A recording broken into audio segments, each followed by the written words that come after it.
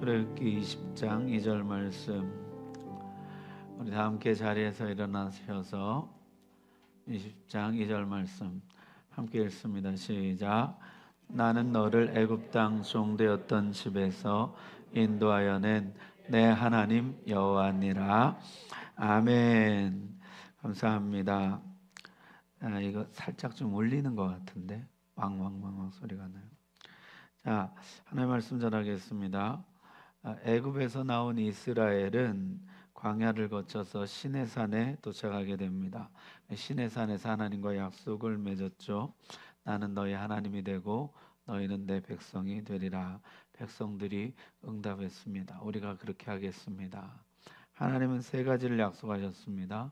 너희를 나의 특별한 소유, 제사장 나라, 거룩한 백성을 삼을 것이다.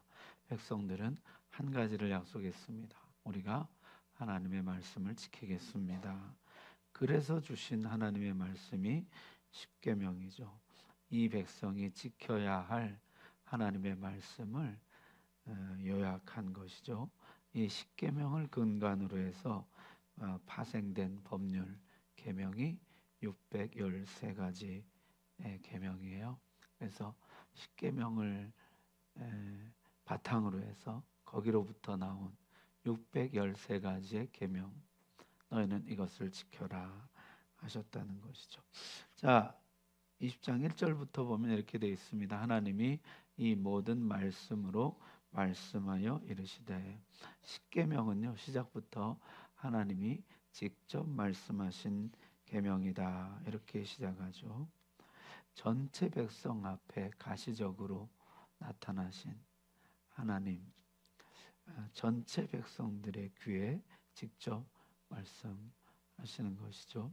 그럼 성경 전체를 통틀어서 이스라엘 전체 앞에 이렇게 가시적으로 나타난 것은 여기가 유일하고, 또한 하나님이 직접 하나님의 목소리로 백성들이 듣도록 전체 백성 앞에 말씀하신 것도 여기가 유일합니다.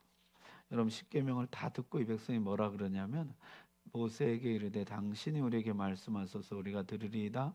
하나님이 우리에게 말씀하시지 말게 하소서 우리가 죽을까 하나이다. 십계명 다 듣고 죽음의 공포를 느꼈다는 것이요. 하나님의 음성을 직접 듣는 것, 하나님의 임재를 직접 보는 것, 거기에서 백성들이 죽음의 공포, 두려움을 느꼈다는 것이죠. 자, 십계명은 하나님이 직접 말씀하신 법이요, 동시에 하나님이 직접 손가락으로 쓰신 법이에요. 두 돌판에 직접 써서 주신 것이죠. 십계명 그만큼 중요한 것이라는 것이죠. 하나님이 직접 말씀하시고 직접 써서 기록해서 주신 말씀이죠. 애굽에서는 10가지 재앙을 내렸는데 시내산에는 10가지 계명을 주십니다. 바로에게는 10가지 재앙을 내렸는데 자기 백성들에게는 10가지 계명을 주셨다는 것이죠. 이 10가지 재앙으로 하나님의 권능을 드러내셨다면은 이제 10가지 계명으로 하나님의 성품을 나타내십니다. 하나님은 이 백성을 애굽에서도 건져내셨지만은 인간의 악한 본성으로부터도 건져내기 원하신다는 것이요. 자, 나는 너희가 나의 성품을 반영하는 나의 백성이 되기를 원한다. 지금부터 주어지는 하나님의 말씀은 하나님의 성품을 반영하는 것이에요. 이대로 살면 하나님의 성품대로 살아가는 것이죠. 내가 거룩한 것처럼 너희도 거룩하기를 원한다. 그렇게 주신 법이 십계명입니다. 여러분, 이스라엘의 랍비들은요 십계명을 하나님의 두 번째 창조라고 가르쳤습니다. 첫 번째 창조가 혼돈과 질서를 분리해냈다면은 두 번째 창조는 옳은 것과 그른 것을 분리해냈다는 것이에요. 첫 번째 출애굽이 애굽으로부터 나오는 것이었다면 두 번째 출애굽은 우리의 악한 본성으로부터 나오는 것이라 그랬다는 것이죠. 자, 그렇게 해놓고 하나님이 직접 말씀하셨다 해놓고 하나님의 말씀이 시작되는데, 하나님이 계명부터 말하지 않고 이 말씀부터 하셨어요. 나는 너를 애굽 땅 종되었던 집에서 인도하여 낸 내 하나님이니라. 해놓고 너는 내 앞에 다른 신을 두지 말라. 이렇게 이제 계명이 이어집니다. 자, 이것을 이제 십계명 서문이라고 부르는 것인데요. 하나님이 내가 너를 애굽 땅 종되었던 집에서 인도하여낸 너의 하나님이다. 이렇게 말씀하셨다는 것이죠. 자, 여러분 생색내기일까요? 하나님이 출애굽 이야기를 왜 또 꺼내시는 것일까요? 여기에는 이제 중요한 진리가 있는데요. 율법을 주시는 목적입니다. 여러분 하나님이 이 율법을 지키면 애굽에서 건져내 주겠다 하셨습니까? 아니면 먼저 건져낸 다음에 율법을 주셨습니까? 건져낸 다음에 율법을 주신 것이죠. 율법은 건져냄의 조건으로, 구원의 조건으로 주어진 것이 아니라는 것이요. 건져내 놓고 구원해 놓고 이제 바로의 종이 아니라 하나님의 백성이 되었으니 너희는 이렇게 살아야 된다. 이것이 하나님 백성의 삶이다. 삶의 방향을 제시한 것이래요.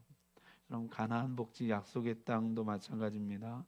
율법을 다 지키면 들여보내 준다가 아니라 약속의 땅을 너희에게 준다. 너희는 가서 이렇게 살아라 하신 것이에요. 따라서 하나님의 법은 구원의 조건, 약속의 땅 입성의 조건이 아닙니다.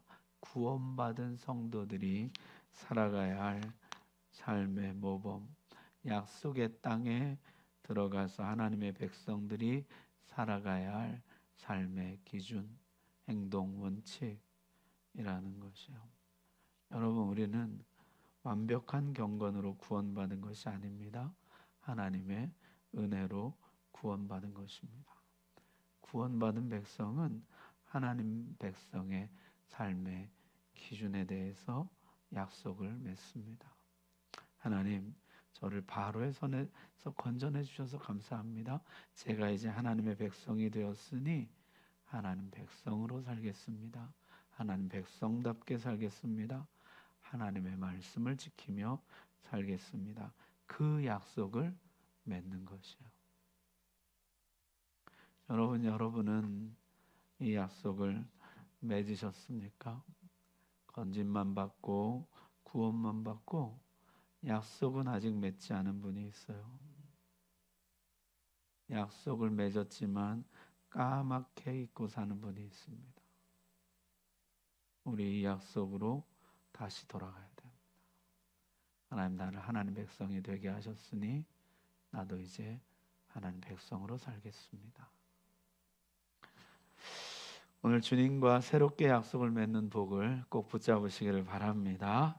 자, 그렇게 주어진 하나님의 말씀들, 십계명이라는 헌법과 그 헌법에 기초한 613가지의 계명들, 너는 이것을 삶의 원칙으로 삼고 살아라 하셨습니다.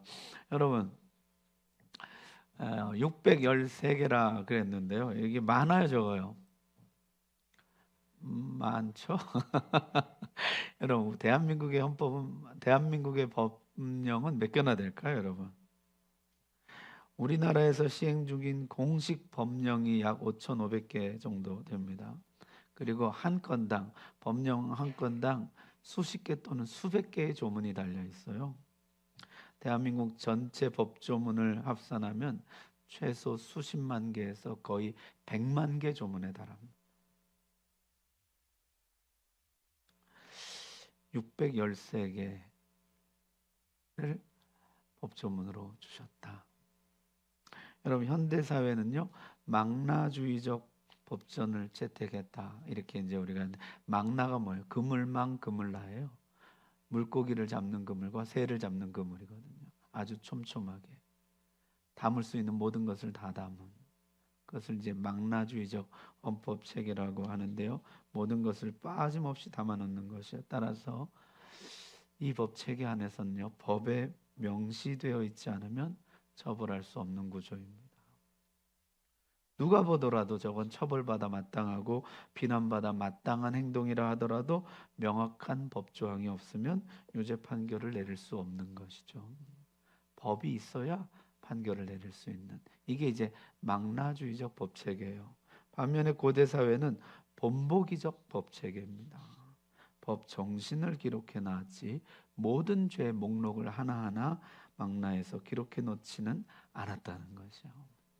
따라서 이 613개의 법조문은 하나님이 원하시는 삶이 어떤 것인가 하는 법의 정신을 기록해 놓은 것이지 모든 죄 목록을 하나하나 열거해 놓은 것은 아니라는 뜻입니다. 따라서 이 613개의 조문을 가지고 어떤 사람도 이렇게 말할 수 없었다는 것이에요. 여기 율법에는 훔친 소나 양에 대해 배상해야 된다고 되어 있지만 내가 훔친 것은 소나 양이 아니라 염소요. 그러니 난 배상할 책임이 없어. 율법에는 자기 부모를 치는 자는 반드시 죽여야 한다고 되어 있지만 내가 친 것은 할머니니 나는 처벌받아서는 안 돼요. 율법에는 주먹이나 돌로 사람을 쳤을 때 처벌을 받아야 한다고 되어 있지만은 나는 이웃을 발로 차고 나무 막대기로 때렸으니 처벌받지 않아야 돼요. 이렇게 주장할 수 없었다는 것이요. 고대 사회는 범죄가 발생하면 그 범죄와 관련된 율법을 찾고 그 율법을 적용하여 처벌함으로 법 정신을 실행했다는 것입니다. 따라서 우리는 십계명 이 10가지만 지키면 되는 거지 그렇게 해서는 안 된다는 것이죠. 십계명에 담긴 하나님의 뜻, 법 정신, 하나님의 마음 그것을 알고 그것을 그대로 실천해 가야 한다는 거죠. 사실 예수님이 율법의 창시자여 율법의 수요자로서 이 땅에 오셔서 바리새인들을 책망하신 것이 바로 그것이죠. 살인하지 말라. 바리새인들은 문자의 얽매였습니다. 나는 남의 생명을 빼앗은 적이 없으므로 나는 이 계명을 지켰다는 것이죠. 주님이 책망하시죠. 이 계명의 정신은 형제를 존중하라는 것이다. 너희는 법 정신이 아니라 법 조문에 매몰되어 있다는 거죠. 간음하지 말라. 나는 남의 아내와 통간한 적이 없다. 이 계명의 정신은 너의 몸과 마음과 영혼 전인격을 순결하게 하나님께 바치라는 뜻이라. 마음으로라도 간음하지 않도록 늘 깨어 있어야 한다는 뜻이다. 그것이 이 법조문을 주신 하나님의 마음이라는 거죠. 따라서 우리는요, 이 10개만 지키면 되는 거지. 그건 바리새인들의 태도예요. 십계명에 나타난 하나님의 마음, 하나님의 뜻. 그것을 살펴서 그 뜻대로 사는 것이 중요한 것입니다. 그래서 주님은 이 십계명을 비롯한 613가지 모든 계명에 나타난 하나님의 마음, 하나님의 뜻을 뭐라고 요약해 주셨어요? 하나님을 사랑하고 이웃을 사랑하는 것이다. 그게 하나님의 마음이고 그게 법정신이라는 거죠. 율법의 완성은 사랑이다. 율법은 사랑에서 완성된다. 그렇게 말씀하신 것이죠. 따라서 여러분 성경에요. 여러분 성경 읽다가 화투 치지 마라. 그런 거 혹시 보신 적 있으세요? 돈 내게 하지 마라. 이런 조항이 있습니까? 그런 법조문이 여기 있나 없나 그걸 따질 게 아니라 하나님 뜻이 뭐지? 하나님의 마음이 뭐지? 하나님을 사랑한다는 거, 가족을 사랑한다는 거, 이웃을 사랑한다는 게 뭐지? 그 마음을 살피라는 거지. 술, 담배 하지 마라, 뭐 하지 마라, 뭐 영화관 가지 마라. 그런 조문이 있나 없나? 그게 아니고 하나님의 마음, 하나님의 뜻, 그것을 살피는 것이 중요하다는 것이요. 자, 또 2절 여러분 다시 한번 보시면은 내가 너를 애굽 땅 종되었던 집에서 인도하여 낸 내 하나님 여호와니라. 내가 애굽 땅에서 건져내어 자유를 주었다는 것이에요. 여러분 애굽 땅에서는요 종으로서 바로를 위해 일했습니다. 이제 약속의 땅에서는 자유인으로서 하나님을 위해 일하라는 것이요. 여러분 참 재미난 것이요. 이 히브리어로 일하다가 아바드예요. 아바드. 아바드라는 단어인데 이게 일하다 이런 뜻이거든요. 그런데 이 아바드에는 놀랍게 한 가지 뜻이 더 있습니다. 그게 뭐냐면은 예배하다는 뜻이에요. 히브리어는요, 일하다와 예배하다가 같은 단어예요. 여러분이 성경의 개념을 한번 보십시오. 일이 곧 예배인 것이에요. 일과 예배가 별개가 아니라는 것이에요. 내가 오늘 누구를 위해 일하느냐, 그것이 지금 내가 누구를 예배하느냐, 그것인 것이에요. 바로를 위해 일하는 것은 바로를 예배하는 것이요, 하나님을 위해 일하는 것은 하나님을 예배하는 것입니다. 애굽에서는 강제 노역을 했지만 약속의 땅에서는 스스로 일할 것이요, 강제 노동에서 자유 노동으로, 강제 예배에서 자유 예배로, 두려움의 노동에서 사랑과 기쁨의 노동으로, 진정 하나님의 백성으로서, 자유인으로서 하나님을 위해 일하고 하나님의 뜻대로 살아가는 삶, 그것을 예배라고 가르치고 있는 것이요. 예배는 별개의 의식이 아닙니다. 예배는 일이에요, 일. 내가 누구를 위해 일하는. 율법은 방향 전환, 방향 재설정이라는 것이죠. 율법대로 산다는 것은 바로를 위한 노동에서 하나님을 위한 노동으로, 바로를 위한 삶에서 하나님을 위한 삶으로의 전환인 것이요. 애굽에서 나왔지만 아직도 바로를 위해서 일하는 거, 이 전환이 아직 이루어지지 않은 것이요. 종교개혁자 마틴 루터는요, 성도들의 일상과 노동이 곧 하나님을 향한 거룩한 예배라는 사실을 깨닫고 이런 설교를 했습니다. 목사가 강단에서 설교하는 것과 시골의 하녀가 마구간에서 소의 우유를 짜는 것은 하나님 보시기에 완전히 동등한 거룩한 예배입니다. 오히려 하나님께서는 그 신실한 하녀의 손을 통해 온 세상에 우유를 공급하시며 자신의 창조 세계를 돌보고 계십니다. 루터는 그리스도인이 세상에서 행하는 노동을 가리켜서 하나님의 가면이라고 불렀어요. 하나님은 숨어 계시지만 빵집 주인의 손을 통해 우리에게 일용할 양식을 주시고 의사의 손을 통해 병을 고치시며 성도 여러분이 직장에서 흘리는 땀방을 통해 이 사회를 유지하고 계십니다.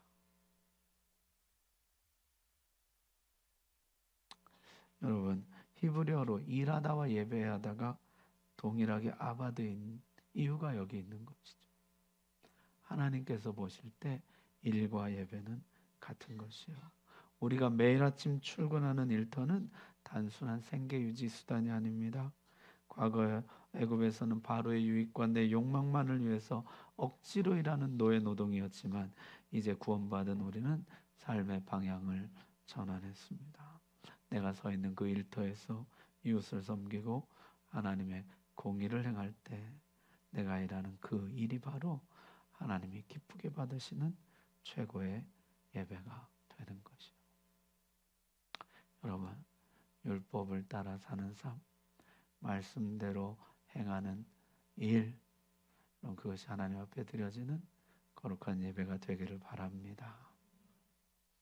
자, 그래서 결론, 율법을 주시기 전에 하나님이 서론부터 말씀하시는데요. 나는 너를 애굽 땅 종되었던 집에서 인도하여 낸 내 하나님 여호와라.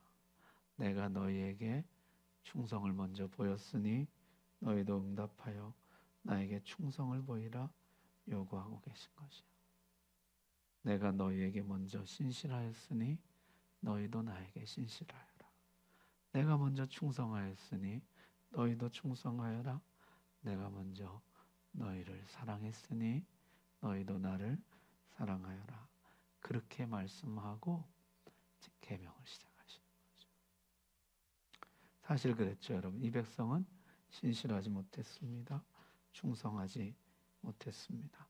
애굽에서 다른 신을 섬겼습니다. 하나님을 잊었습니다. 계속되는 기적과 은혜 속에서도 계속되는 의심과 불평을 거두지 않았습니다. 그러나 하나님은 신실하셨어요. 약속에 충성하셨습니다. 너희에게 내가 먼저 충성하였으니 너희도 나에게 충성하여라.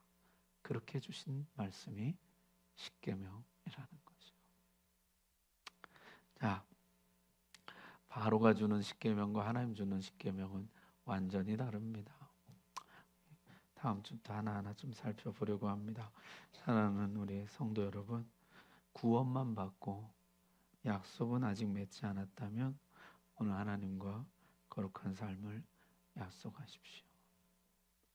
가나안 땅, 약속의 땅은 신의 산 거쳐가는 것이에요. 신의 산 없이 약속의 땅만 없습니다. 하나님과 먼저 약속을 맺는 것이에요. 하나님의 특별한 소유, 제사장 나라, 거룩한 백성이 될 것입니다.